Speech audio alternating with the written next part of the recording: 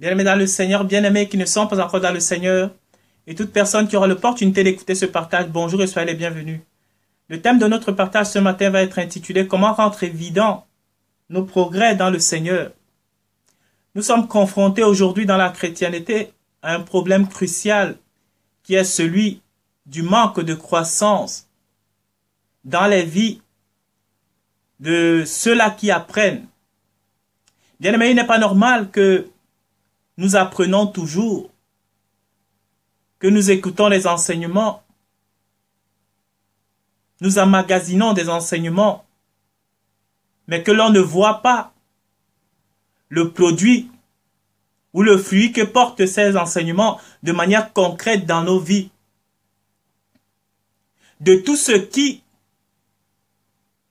est issu du renouvellement des espèces, toutes les espèces qui existent dans le monde, bien-aimé, sont, de par leur nature, appelées à croître. Que ce soit les plantes, que ce soit les animaux, que ce soit les humains, s'il n'y a pas le processus de croissance chez ces espèces, bien-aimées, cela signifie qu'il y a un problème quelque part. Même certaines espèces qui, sur le plan humain, il est difficile de voir leur progression, de voir leur croissance. Je pense ici à des éléments, à des matériaux, comme des roches, bien aimées, sur un plan purement humain. Il est difficile, dans une vie d'homme, de voir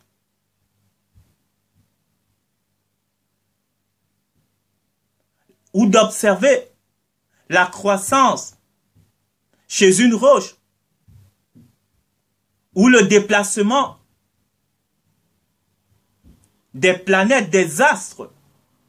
Ce sont des éléments qui se jugent sur des plans géologiques, sur des centaines de millions d'années. Mais même si ce processus est long, même s'il faut des millions d'années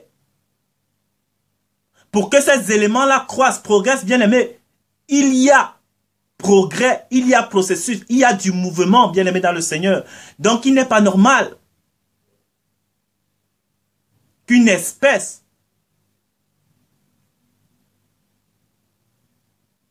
ne croisse pas. Il n'est pas normal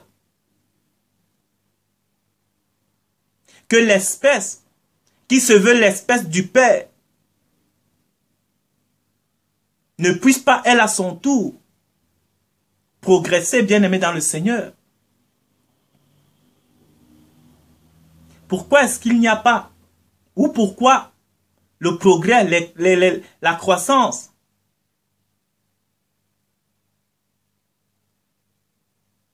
n'est-elle pas beaucoup vérifiable aujourd'hui chez la plupart des chrétiens bien aimés dans le Seigneur? C'est un problème. Nous allons voir ici. Quand l'apôtre Paul s'adressait à Timothée, il lui a donné certains critères pour que sa croissance dans le Messie Yeshua soit observable, bien aimé dans le Seigneur. Les disciples, quand ils marchaient avec le Père, il y avait des critères pour que leur croissance soit observable. Il fallait qu'ils collent au Messie Yeshua. Il fallait qu'ils s'accrochent à Jésus. Il fallait qu'ils soient véritablement les imitateurs de Christ pour que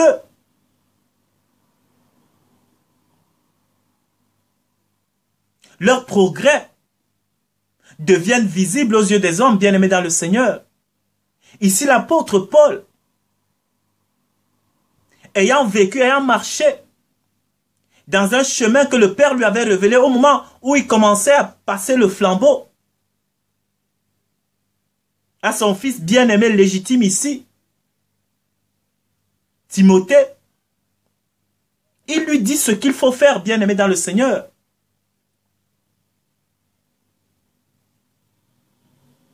Pour qu'on observe sa maturation, bien-aimé dans le Seigneur. Pour qu'on observe sa maturation. Nous allons lire ici dans 1 Timothée 4, à partir du verset 12. Il est écrit que personne ne méprise ta jeunesse, mais sois un modèle pour les fidèles, en parole, en conduite, en amour, en foi, en pureté, jusqu'à ce que je vienne. Applique-toi à la lecture, à l'exhortation, à l'enseignement. Ne néglige pas le don qui est en toi et qui t'a été donné par la prophétie avec l'imposition des mains de l'assemblée des anciens. Occupe-toi de ces choses. Donne-toi tout entier à elles, afin que tes progrès soient évidents pour tous, bien-aimés dans le Seigneur. Voilà le secret. Voilà le secret pour que la croissance devienne évidente. Voilà le secret pour que les fruits du Père commencent à être marqués, visibles en nous, bien-aimés dans le Seigneur. Voilà le secret. C'est que nous devons nous donner tout entier. Quand l'apôtre Paul dit ici tout entier, bien-aimés dans le Seigneur, c'est tout entier à ces choses-là. Quelles sont ces choses-là auxquelles Timothée doit se donner tout entier pour que... Parce que Paul ici, il a de l'expérience, sachant qu'il est impossible qu'on se donne de manière entière à ce qu'il donne ici comme prescription à Timothée et que l'on ne voie pas les fruits de ces choses. Il savait que c'était impossible. Il dit à Timothée, sûrement, si tu veux que l'on puisse voir, que l'on puisse remarquer ta progression dans le Messie Yeshua en Jésus-Christ, ben applique-toi à ces choses de tout ton cœur. Mets-y toute ton énergie.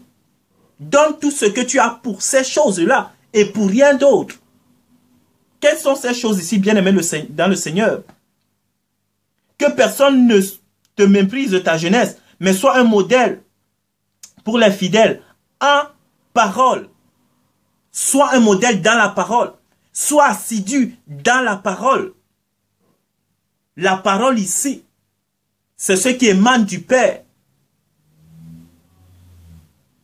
Que quand tu es avec les gens bien-aimés dans le Seigneur, que ce qui sortent de ta bouche soit conforme au Christ lui-même. Que ce que tu enseignes soit conforme aux enseignements de Christ. En conduite, que ta conduite soit irréprochable, bien-aimés dans le Seigneur, parce que nous oublions une chose, c'est que quand nous finissons de parler, bien-aimés, ceux à qui nous parlons de la grâce de Dieu, ceux à qui nous parlons de la puissance, de l'amour de Dieu, ils sont là pour nous observer, bien-aimés dans le Seigneur. Si tu finis de parler, comme je suis en train de parler, et tu prends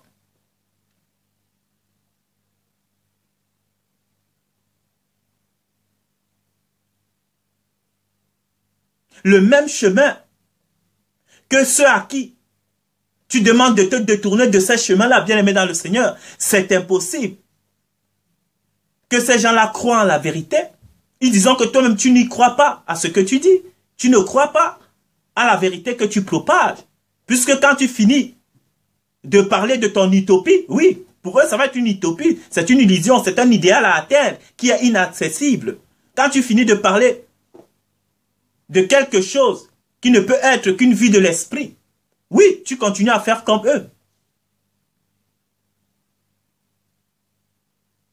D'où est-ce que, ou en quoi voit-on ta progression dans le Seigneur si tu fais comme les païens, si tu marches comme les non-croyants? Ta conduite doit donc être irréprochable et contraire à celle de monsieur tout le monde, à celle des païens bien-aimés dans le Seigneur. Jusqu'à ce que je vienne, applique-toi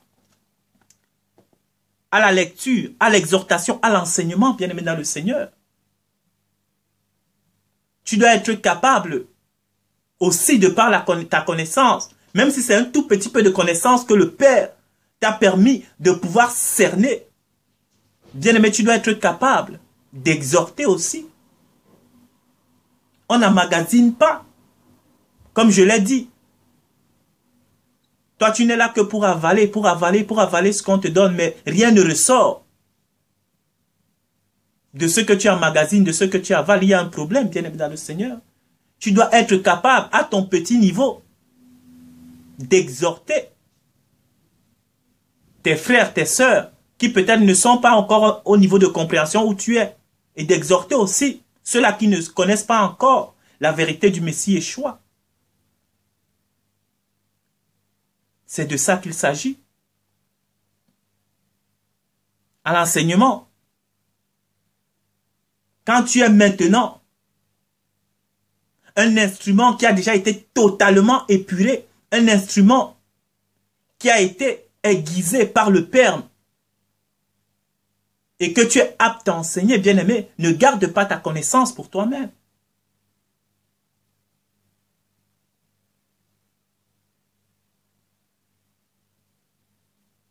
C'est ce qu'il nous a dit ici. Ne néglige pas le don qui est en toi.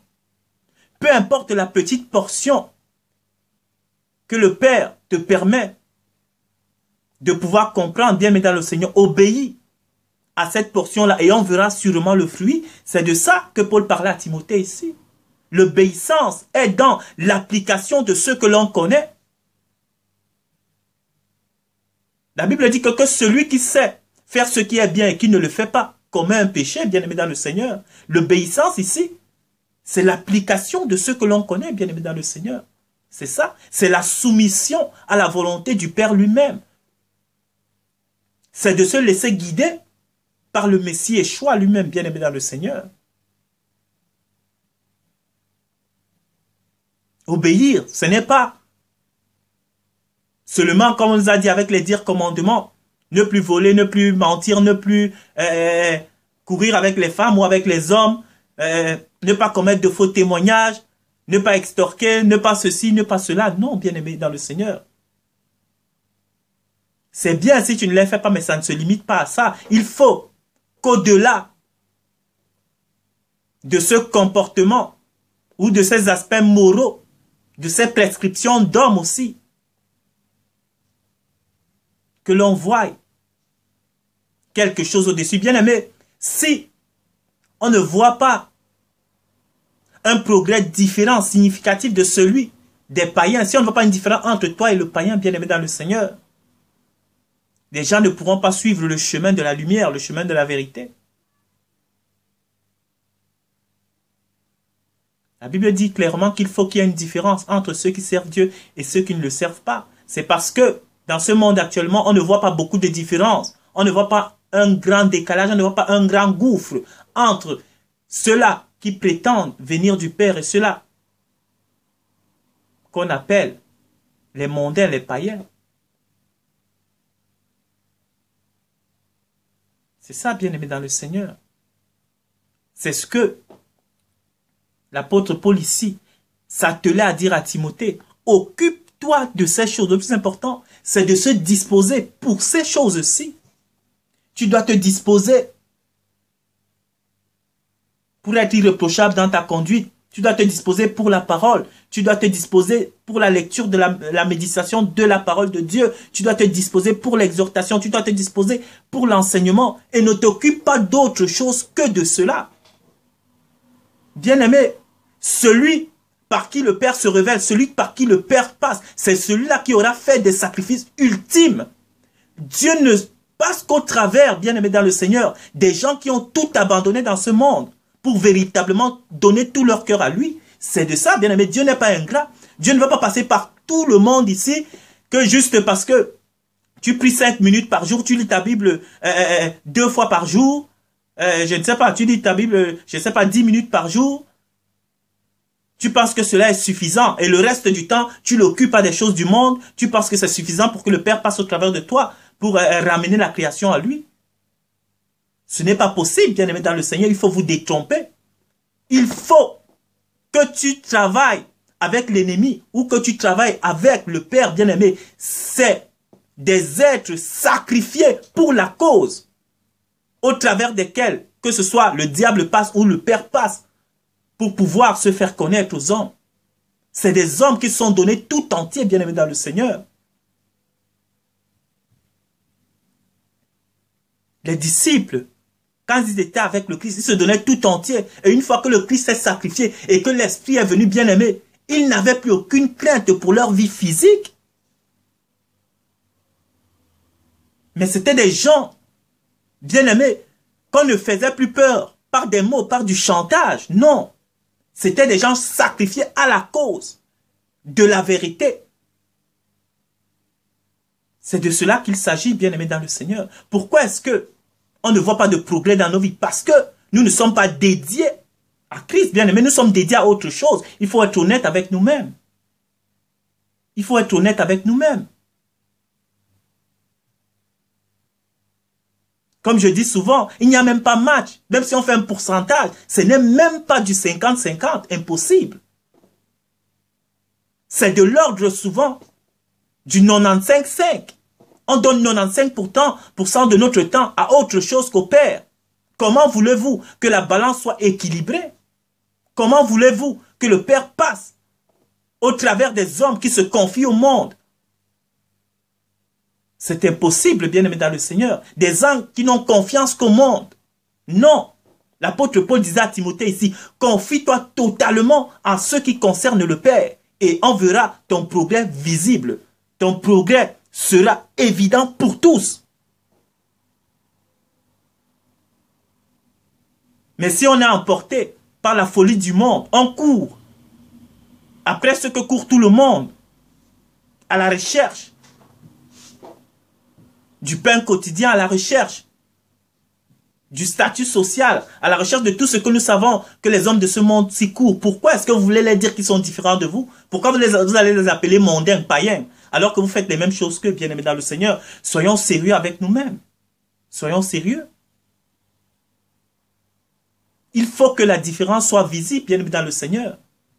Christ ici, dans sa vie sur la terre, il ne marchait pas dans les mêmes sentiers que les pharisiens. Il ne pouvait pas traiter les pharisiens de fils de Satan, de fils de la rébellion, et marcher dans les mêmes sentiers qu'eux. Ce n'était pas crédible. Il pouvait leur dire que vous avez pour père Satan parce qu'ils avaient des aspirations, des désirs contraires à ce que lui, Christ, il avait.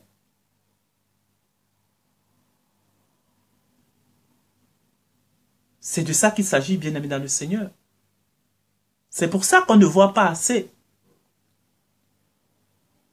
C'est pour ça qu'on ne voit pas assez, bien-aimé, nos progrès. Ils ne sont pas évidents. Quand on parle d'évident, c'est qu'il y a un marquage bien visible. C'est pourquoi nos progrès ne sont pas évidents, bien-aimé dans le Seigneur. Parfois, si on prend nos vies et avec la vie des païens, on ne voit pas la différence. Mais ici, on demande, au verset 15, c'est le verset le plus important ici, occupe-toi de ces choses, donne-toi tout entier à elles, afin que tes progrès soient évidents, pour que les progrès d'un homme qui se confie au Père soient évidents, un homme qui écoute les enseignements au Père soit évident. Il faut que non seulement il écoute, mais qu'il obéisse aussi. Et l'obéissance passe par donner tout ce qu'il a, pour que ce qu'il connaît puisse être révélé au monde entier. C'est de ça qu'il s'agit. C'est de ça qu'il s'agit, bien-aimé dans le Seigneur. Donc je vais m'arrêter là.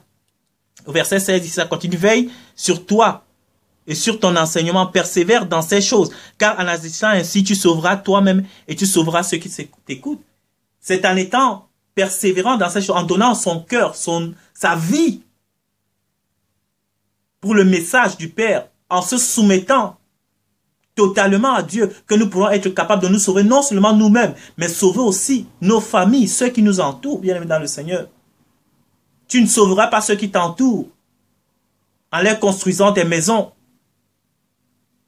en leur donnant des voitures de luxe, en leur payant des vacances, ce qui n'est pas mauvais en soi, mais tu ne les sauveras pas par les choses matérielles, parce que pour obtenir ces choses matérielles, parfois on se sacrifie plus qu'on ne se sacrifie pour le Père. Et ce n'est pas de ça que l'homme a besoin, bien aimé dans le Seigneur. L'homme a besoin d'un changement en profondeur, un changement intérieur. Si tu donnes à ceux qui sont tes entourages le message du Père, si tu donnes à ceux qui sont à ton entourage de voir Dieu au travers de toi, bien aimé, leur salut sera visible et évident. C'est de ça qu'il s'agit. Donc voilà, c'était mon exhortation, c'était mon apport pour ce matin. Merci du temps que vous avez pris pour écouter ce partage et à la prochaine.